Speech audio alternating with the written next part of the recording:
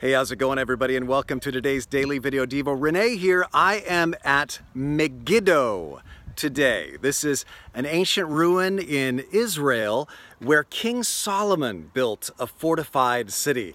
Megiddo is also the place where the Bible says Armageddon is going to happen, in the valley right below the city here. This was a fortified city for many, many centuries, and then about 600 years before Jesus, it finally in a war fell into ruin, and it was never rebuilt after that.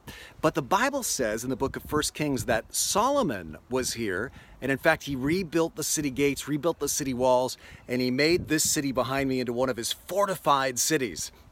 It's interesting for me to think of that when I think of Solomon's own words in Ecclesiastes, where he says, I looked at all the work my hand had done, the great projects that I undertook, including this very project. And he says, my heart despaired because I thought everything is meaningless because you work really hard, he says, you put this into the hand of those who come after you, and you don't know if they're going to be wise or foolish, and all of this could be ruined.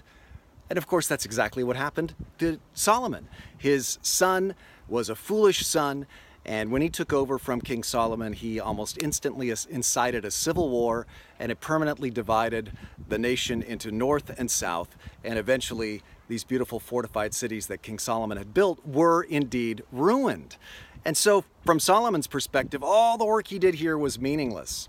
But then I think of what Jesus said in Matthew chapter 6, starting in verse 9, where he said, don't store up treasures for yourselves on earth where moth and rust destroy and where thieves break in and steal. And maybe he was up here in Galilee preaching those very words. Maybe you might have glanced up at these ruins and thought, Solomon in all his splendor built an amazing facility there. It's in ruins.